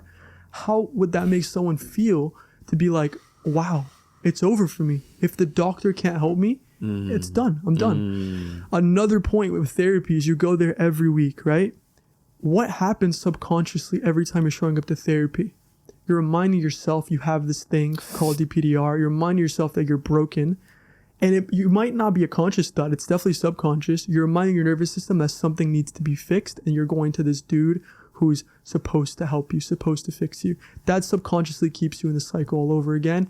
Third, you go to the therapist session and all you do is talk about it.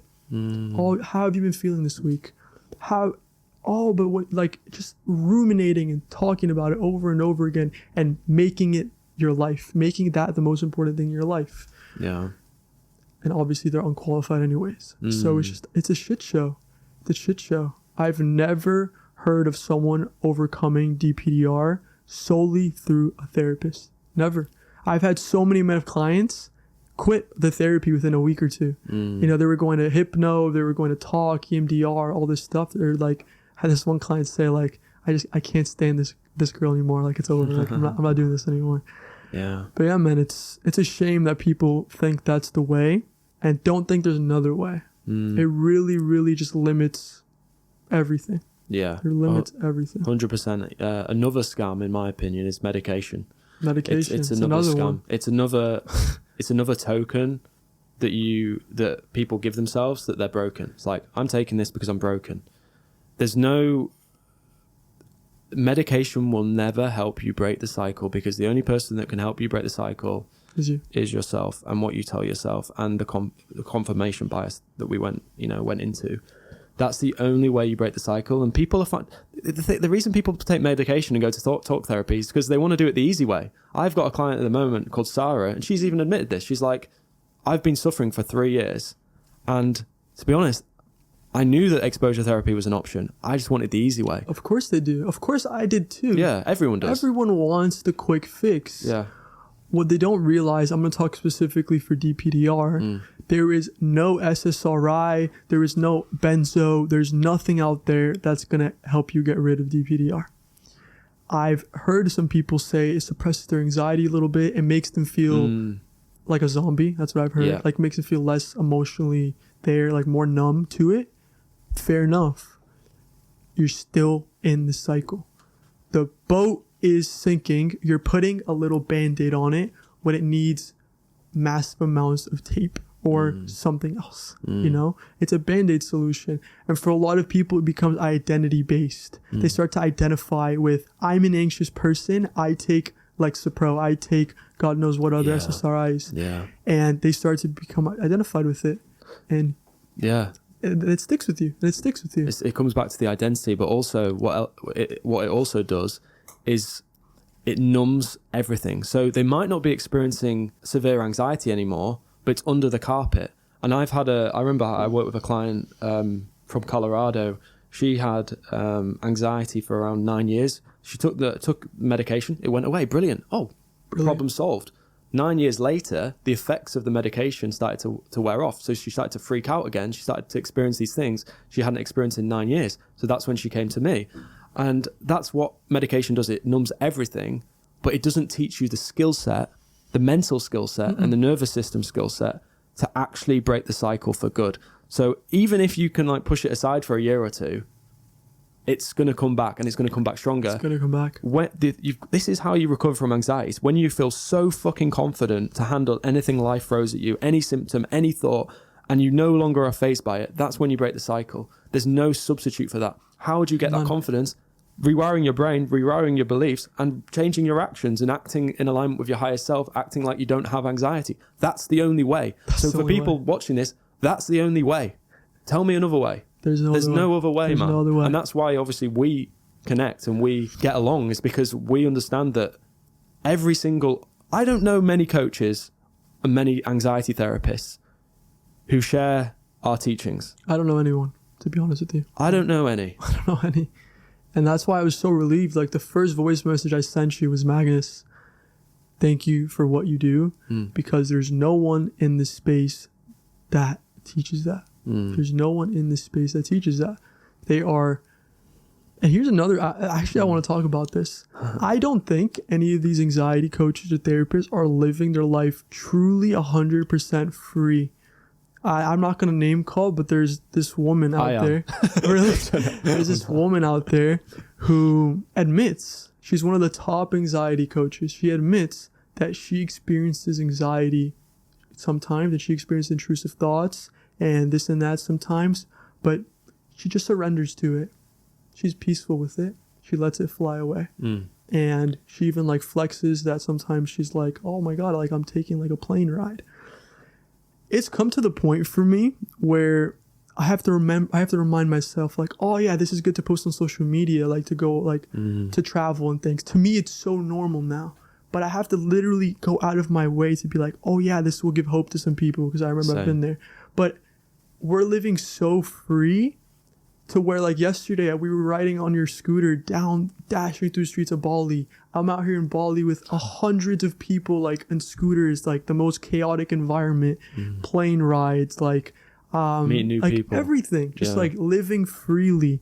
You know, I go to music festivals, like I do everything I want to do, and I know these gurus out there, if you put them in that same environment, they will not thrive in there. Yeah, they will not. No, they won't. And I'm the same, man. One thing I have to do on a regular basis is remind myself of the struggles, because I don't struggle. So I have to really like take my mind back and understand This is what it felt like. This is what my clients are feeling. Because, like, for example, I'll just get on a plane, no anxiety. I'll just rock up to anything that would trigger me before, no anxiety. Mm-hmm. And I have to just remember that so I can resonate with my clients a bit more.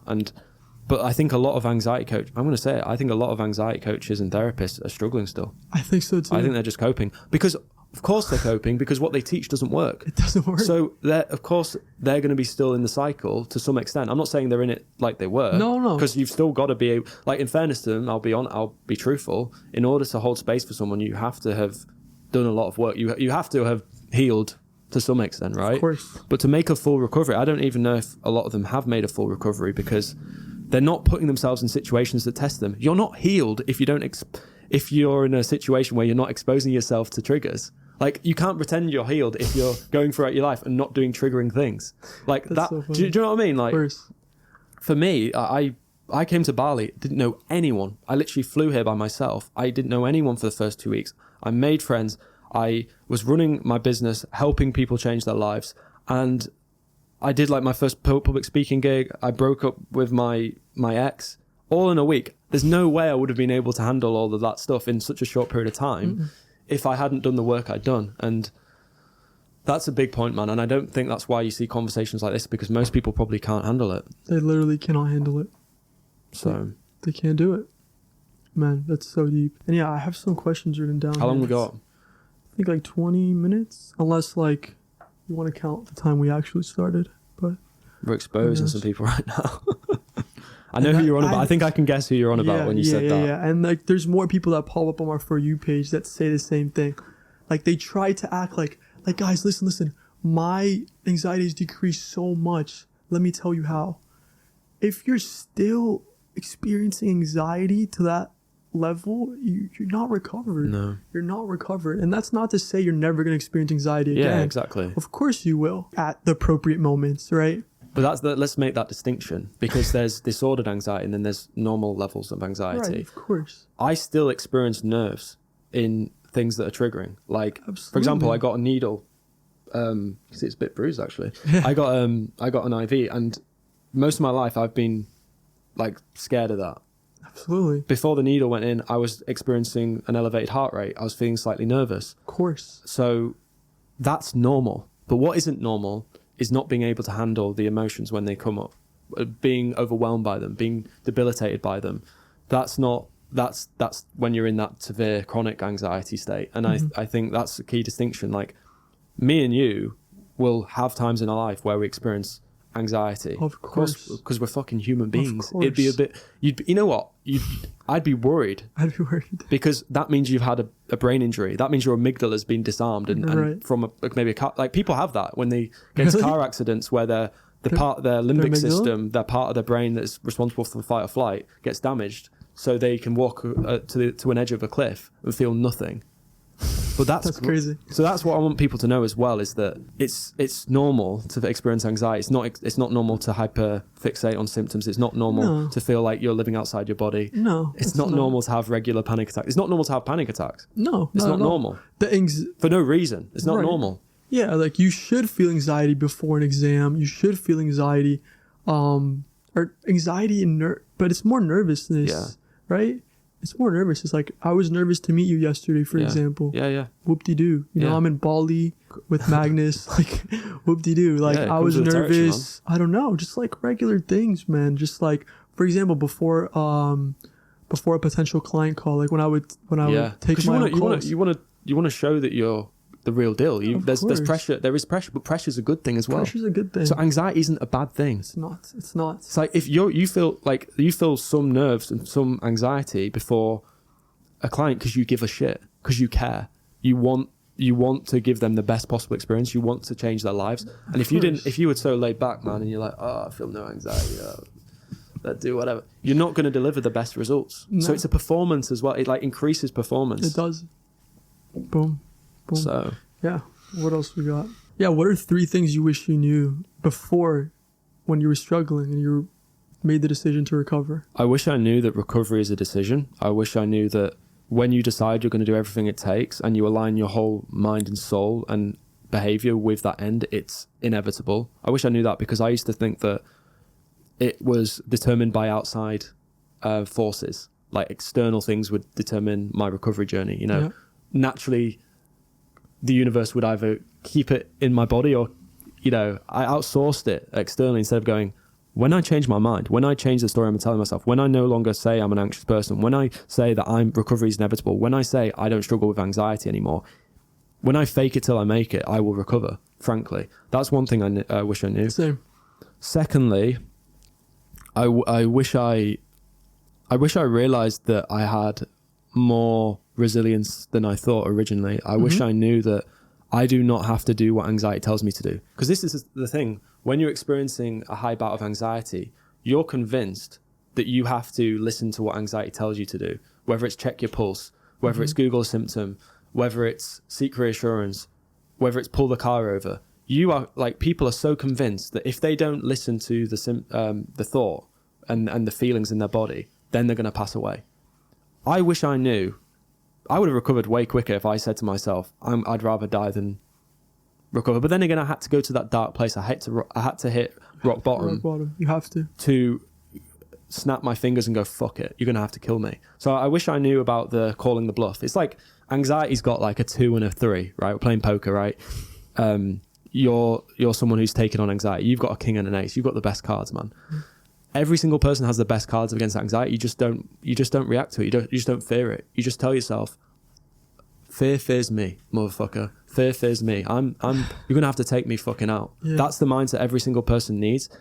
They need that warrior. Everyone's got a warrior inside them. They don't tap into it. That's why you recovered. That's why I recovered. Everyone's got it. Everyone's got it, man. They just need to tap into it. Thirdly, what I wish people knew. What do you wish you knew? Sorry, what I wish I knew. Yeah, that everything that's happening to me is happening for me. Boom.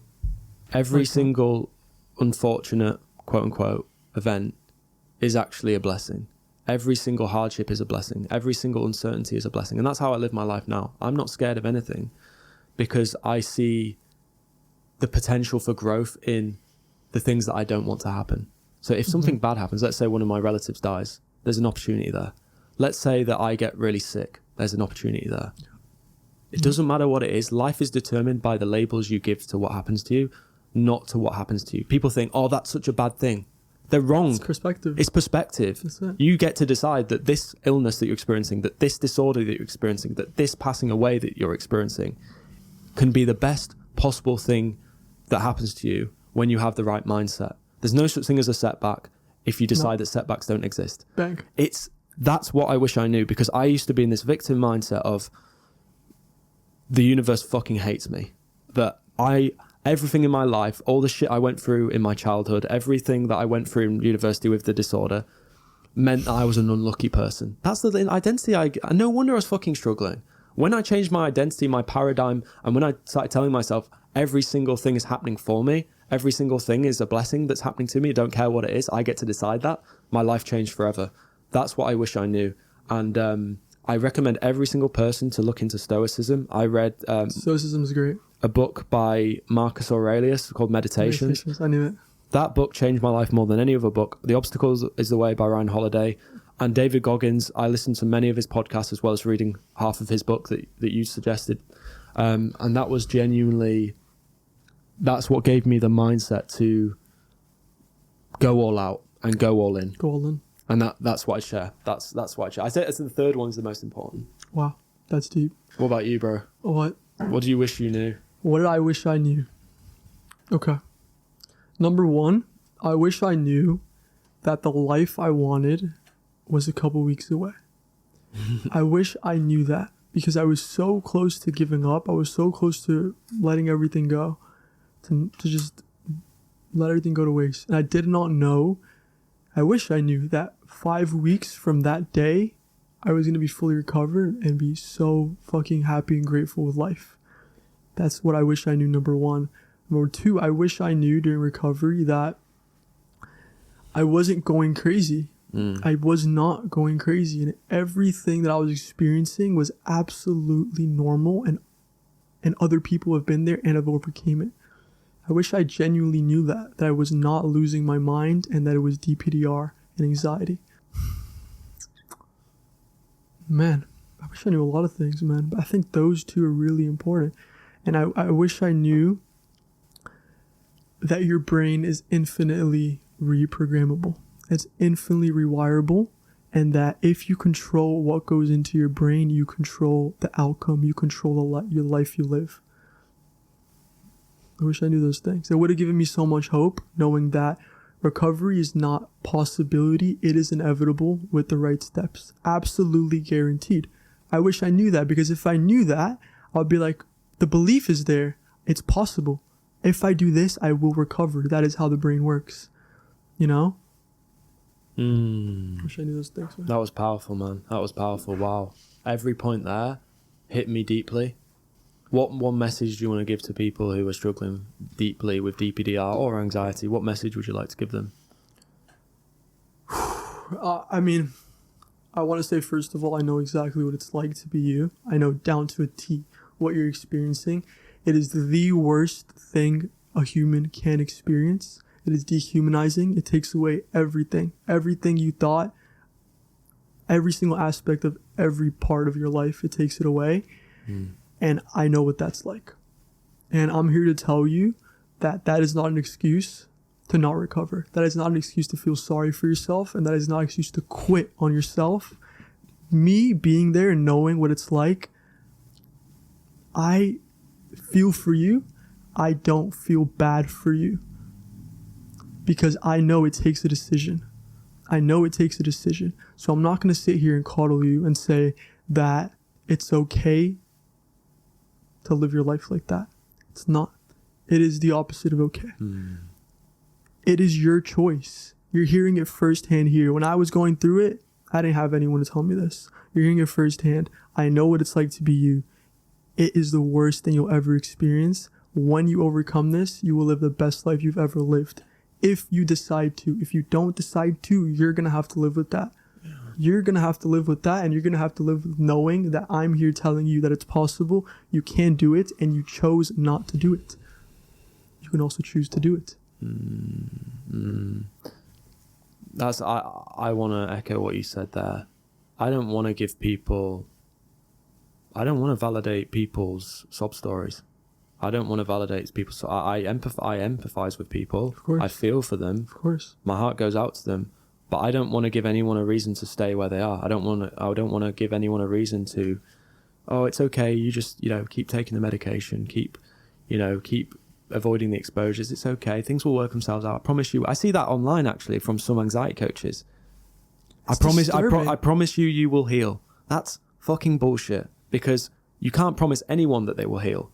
What you can promise them is that if they align their whole mind and life towards recovery, they will heal. But I promise you, it's giving them false hope. It's telling them you will heal. Well, will they heal? Well, they will only heal if they take the necessary actions. And that does my head in. There's too much sugarcoating. There's too much be kind to yourself. Don't get me wrong. It's important to be kind to yourself. It's important to love yourself. It is. It's important to healing. However, with recovery, there's a big element that gets overlooked, which is tough love. It's like, and this is something you do great, and this is something that I do great. No, I'm not having that. I'm not fucking having that from myself, but from also my clients as well. Right? It's like, I'm not having that. I'm setting a new standard here. Bang. I have to set a new standard. And that's where recovery, it's like, no longer doing safety behaviors, no longer sleeping in, whatever it is that's creating the DPDR, whatever is creating the symptoms, you've got to just say, there's a line in the sand. I'm not doing it. I'm not doing it. And if you don't, and I'll say to people who, if you're watching this and you're going, oh, fuck Magnus and Andreas, like, I'm going to carry on doing it. Please go ahead. Go ahead. Go ahead. Please be my guest. Have fun suffering. And you basically get out what you choose. If you choose to draw a line in the sand after watching this podcast, you will recover. But if you don't, then fine. It's your choice. It's a choice, man. It's a choice. And people have a hard time coming to terms with that because they've never been held accountable in their life. Everything is my parents, my this, my boss, my work, my this. When you say, okay, it's me. The common denominator has been me this whole time. Yeah, fucked up shit can happen to you. You had that panic attack. Did you deserve it? No. Was it the worst shit you've ever been through? Yes. You have the choice to make. No one can make that choice for you. and you will overcome it with the right steps. You will overcome it if you decide to, you know. That's something like I respond back in my comments. Sometimes people say like, oh, I'm struggling with this, blah blah. I say you will overcome it if you want it bad enough. You will overcome it. Not with promise. the right steps. You're not promising it that they will recover. Just blanket. No, not at all, man. But yeah, it's tough love, and honestly, I don't know how I would react hearing this if I was going through it. But that's okay, because I know the truth. I know the truth. And again, I want to reemphasize that it is absolutely the worst disorder you can go through. Absolutely takes everything from you. Yeah. And you have the ability to overcome this. You have it. You have it. And I know it feels impossible. I know it's fucking scary. It's fucking scary. But if you want it bad enough, if you take the right steps, you will do it. It's There that we simple, go, man. That's There we simple. What else we got? One more thing I want to bring up about like the therapy one more time is I feel like it's bizarre. It's beyond me that most of my clients have gone to therapy for months and years, yet they don't have an action plan. What is up with not having an action plan? Are you following? It's like the blind following the blind. Yeah. If you don't have an action plan, you're not going to recover. That's simple. That's simple. That's non-negotiable. If you do not have an action plan of what you're going to do every single day, you will not overcome this. And it's disturbing to me. It's disturbing that therapists don't give an action plan. They don't say, hey, Magnus, tomorrow I want you to do exactly these things. Yeah. Actually, matter of fact, this week I want you to do exactly this every single day. It's disturbing, man. Well, it's basically guaranteeing that the client won't recover, because action outside of therapy is what determines recovery. The thing is, the coaching sessions that we host gives people the right ideas, it gives them the right action plan, it gives them the right belief system, it gives them the right mindset. But that alone won't mean anything if they're not going out and doing exposures and rewiring their brain outside of sessions. And that's why the accountability part is just as important as the coaching side. It's like making sure that people are posting photos and videos within our community saying, I'm doing this, or checking and going, I'm doing this today. That's the most important part. That's more important than the coaching. Yeah, I agree. Obviously, you need the coaching because they need to know the right approach mentally. They need to know the right mindset to approach the exposures. They need to know how to rewire their brain. They need to know how to signal safety to their nervous system. But that's only one part of the puzzle, and therapy doesn't even cover that part. But it also misses out on the biggest part, which is action. So that's it, bro. Yeah. And like the key distinction between my program, like a coaching program, and therapy is, first of all, it's uncomparable. But how could you not recover if, number one, you get all the education you need, you know? You go through, for example, my course, you get all the education you need on what is DPDR, how do you overcome it, what rules to follow, what steps to take, and how to approach the situation. Number two, you get direct guidance from someone that's been there and knows everything you're going through and knows exactly how to help you respond in every given moment and is there 24/7 for you. Number three, you have weekly calls with them to really dive deep into what how the week has been and how we can optimize and recover even quicker. And number four, having a community, having a little community who are open-minded, who are all like-minded, who are doing this together, who are going at it together, who are going through what you're going through and are killing it on a day-to-day basis. You have every single aspect that you need. Even with my clients, I help shape their whole For You page. Their whole Instagram is changed. I literally control every aspect of their life, without obviously being overwhelming. That's the last thing you want, to be overwhelming. There's steps to this in my program. There's 3 phases we go through. Every week is something different. And it's personalized depending on what they're going through and what exactly their situation is. How could you not overcome it? How could you not recover? Well, it's inevitable. It's inevitable because they're human beings. But then that's something else. People think that they're different. They think that they are different, that to other people have recovered. Think, well, they did that. They had the same trauma, but I can't do it. They have this idea in their head that they're different. I had it a year ago, so I know what it's like. Yeah, I used to believe that I was broken and that I couldn't be fixed. So I understand it. But the good thing about having a community like you have and like me, I have a really tight-knit, intimate group where every single day people are encouraging each other and holding each other to account. It's needed as well because it can be a very lonely journey. And having other people to validate what you're going through. I've had the same thing.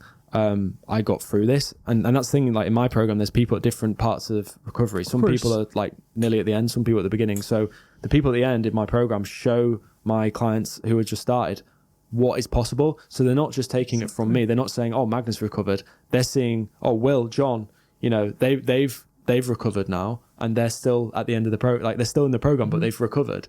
And that shifts their belief system, because seeing it with their own eyes, we're seeing it on TikTok. If they see people, oh, that person recovered, that anxiety coach recovered, where they see it in the community of someone who's followed the same process that they're on, who've recovered, it just gives them another level of belief. And I think having a community is so much, it's so important, more than just doing the one-to-one coaching. It's having the community is essential for healing, because it shifts their belief system. It shifts your belief system. It shifts your mindset. Like, man, I did such a good job with my course. I filmed it. I was very specific with what I was saying, but I was very raw and authentic. So everything I was saying hit deep. I think I did such a good job with my course that, for example, I had a new client just the other day. He's 3 days in. We haven't even scheduled our first call. He's still going through the course. He tells me, man, this changed me. Like, this itself, like, you're God sent, you know? I was hesitant at first, but just this, he's been 3 days in. We've had one conversation, and he's already feeling better, because it's all about the mindset. You know, it's all about shifting and breaking your self-limiting beliefs. And honestly, perspective plays such a key role in it. You know, without the perspective, you're just blind, man. You're just like, you're trying to fit a stick in like a hole that you just can't fit it in, you know? Very true. Very true. So with your program, you get people to watch all the trainings before they jump on a one-to-one call. So how long does that take them? It's not a long course, man. It's not a long course. It takes them about, if you can do it in one sitting, it takes you about 5 to 6 hours. Oh, wow. Yeah. 5 to 6 hours. It's not a long course, but it's impactful, man. And we break it down, like, specifically. Number 1 is the introduction to the program. Number 2 is the pep talk to get you guys to get them in the right mindset, that life or death mindset. You need to be there. So I'm going to get you there. If you're not there already, I'm going to get you there. The pep talk. Then the education is really important. You have to understand what's going on, why it's happening. And number 4 is how to actually overcome it. So we talk about rewiring the brain.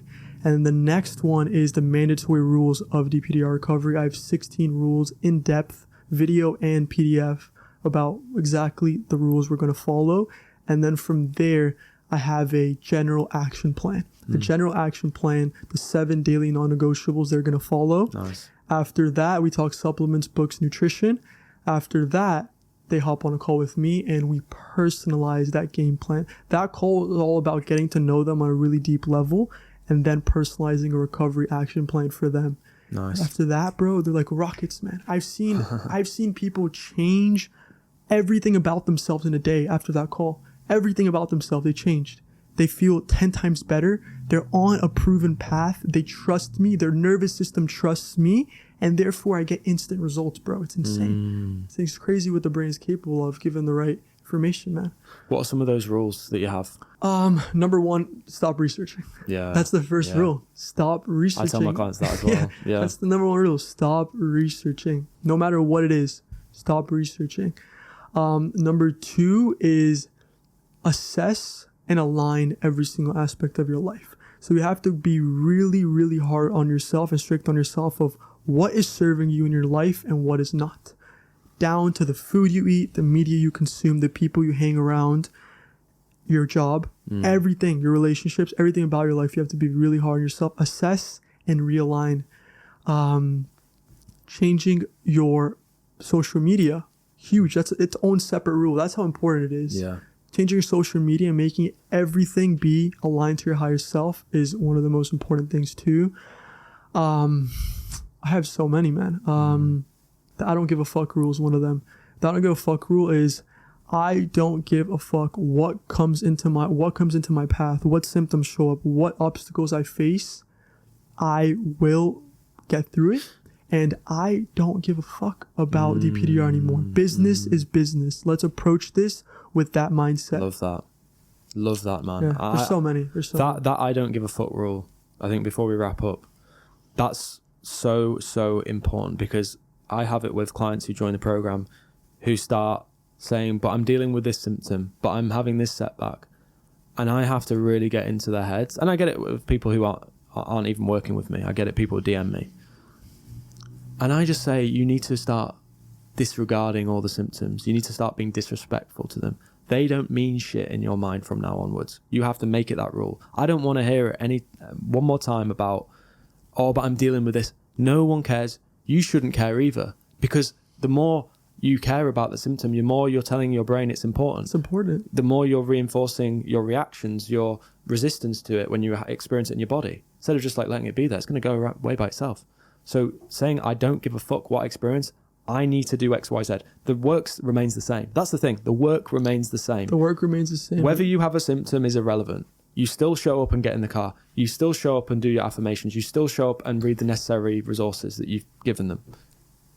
That stays the same. So do it with symptoms. That's my message. Do it with symptoms. Do it with intrusive thoughts, and stop giving them focus and attention. And guess what will happen? They'll go away because your brain will stop prioritizing them. It'll start flagging them. It'll be like, oh, just another intrusive thought. Cool. Just washes away. Yeah. That's I don't give a fuck rule. I love it. It's huge. Yeah. One of the most important, I think that I should have said this earlier. This is one of the most important concepts I teach, and is one of the things I start off with in my course. I don't want you to view this as anxiety or DPDR recovery. I want you to view this as becoming the best version of yourself, the road to your higher self. Okay? Because the problem is, Magnus, if people are approaching every affirmation, or they're, let's say, oh, Andreas told me to go to the gym. Oh, I have to go to the gym because I want to get rid of the DPDR. Yeah. That, you can't have that. You can't have that. So from the beginning, I make it very clear. This is not DPDR recovery. I know that's what you paid me for. I know that's what you're here for. But you have to have this mindset shift of, I'm not doing this to get rid of my DPDR. I'm doing this to become the best version of myself and become the version of myself I need to be to overcome DPDR.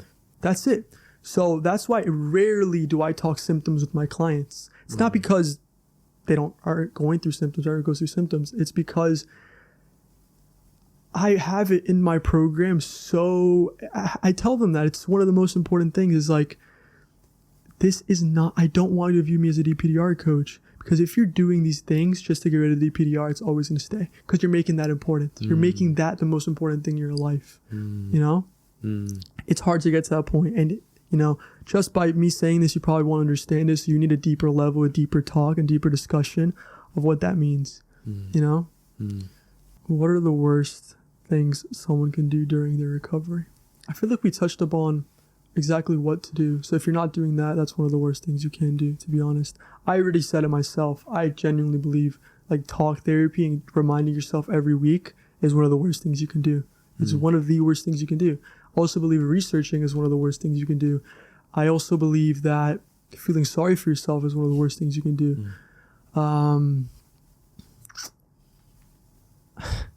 Yeah. I believe that also not going all in, not going 110% in, and making excuses and tricking yourself to think that, oh yeah, I am doing that, one of the worst things you can do. 100%.